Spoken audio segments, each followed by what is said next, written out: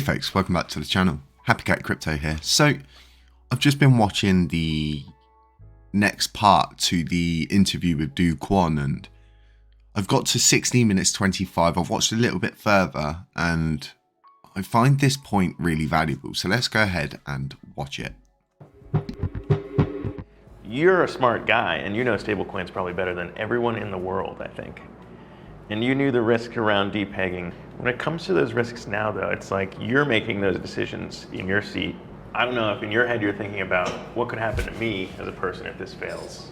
I literally didn't think about that even for 1 second. I've never thought about what could happen to me if this fails. He'd never thought about what once. happens to him if he fails or if his project fails is not good. Okay, this is the whole untouchable thing, and thinking that you can fix something on your own when it doesn't work like that. And let's listen to the rest of it. Because I didn't think that this would fail. But it's not even in the back of your mind, like, what do I do if this fails? Not even once. Have you failed before Not really. in life?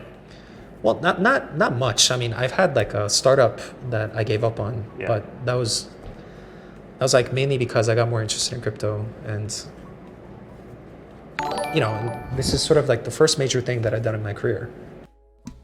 So he got too involved in crypto, he says, and this is one of the causes as to why he became the person he is. This is what happens when you hold big bags. Okay, this is what happens when you become in the moon mindset and only caring about the money and not actually worrying about the what ifs, the things that could happen, the attacks that we could be susceptible to, and having a backup for everything is key. Now, he goes on and states, and he says that, well, I'll let you listen to it. And before that, I'd never failed before. When people try and connect the dots between Basis Cash and what happened with Terra, and you talk about, that wasn't me, that was a failed project. Some people could look at that and say, that's kind of setting up to make Terra look better than Basis Cash. So to give some context on Basis Cash, we acquired a young team that was working on a staking derivatives protocol on Cosmos. And one of the people that we acquired out of this team happened to be very brilliant. So we initially staffed this entire 5 or 6 person team to work on the anchor side of things. Now, like one of these 5 happened to be very brilliant and contribute significant amount of work to the anchor protocol. But in terms of the other 5, they lost interest pretty quickly, and then they started to not want to do work.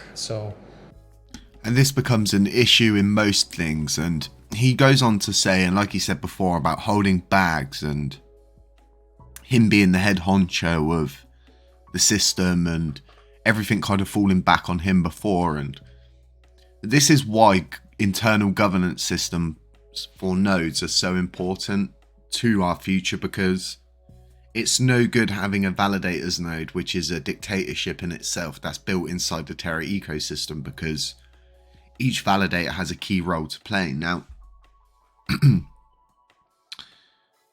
Do Kwon is not a bad person, okay? There's a lot of people that seem to think he's a bad person, and he minted the coins, he minted them one by one, and he's responsible for everything. And I don't love nor hate Do Kwon. I'm very neutral towards him, and I just feel that he's kind of reaping his own karma, isn't he? Because the person he was before this is totally different to the person who he is now. And this whole situation, if we just go back a little bit and rehash it, it's just the lack of preparation for fail safes. And he was so high up in his own head, he didn't believe, like he admits. And this is the really good thing about what he's doing here. He's actually admitting where he's messed up and where he's wrong. And I'm starting to see a little bit of compassion from his side. And I've been doing a little bit of research because I've worked with a person who is...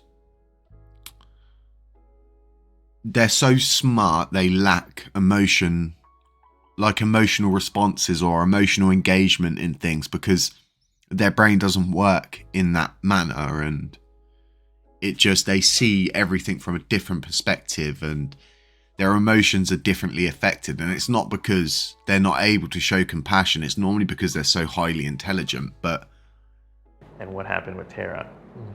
And you talk about, that wasn't me, that was a failed project.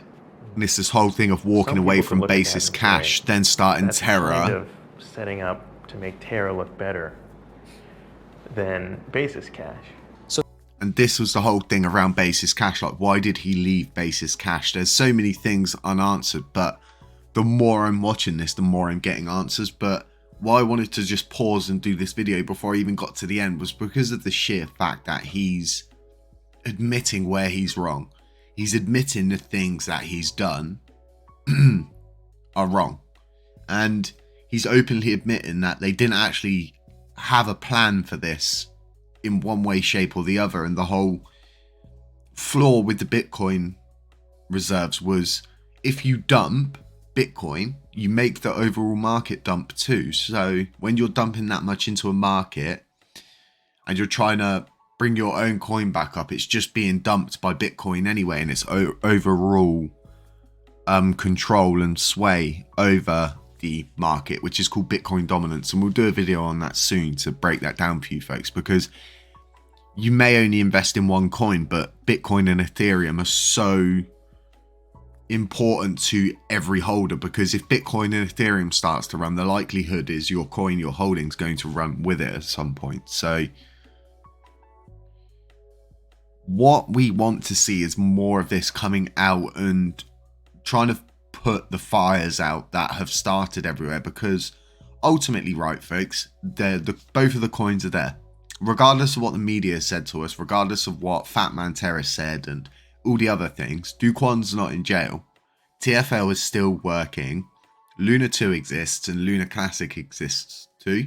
And we will have to coexist. It's as simple as that. And from what we can tell so far is that we actually have a symbiotic relationship with one another, in an event that if one dumps, the other dumps. If the other one pumps, the other one pumps. So we kind of need to just get used to the idea of both of our coins are very symbiotic already.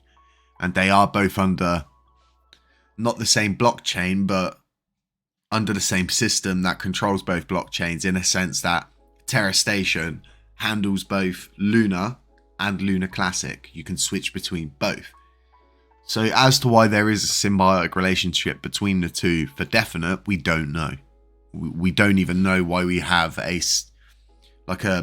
we follow what the stock market's doing quite a lot at the moment in crypto, and no one really can explain why it's doing that. So yeah, folks, if you don't want to mint a NFT to watch this, I'm just going to probably do a whole recording of the whole thing, and then just have a little breakdown on the end of it.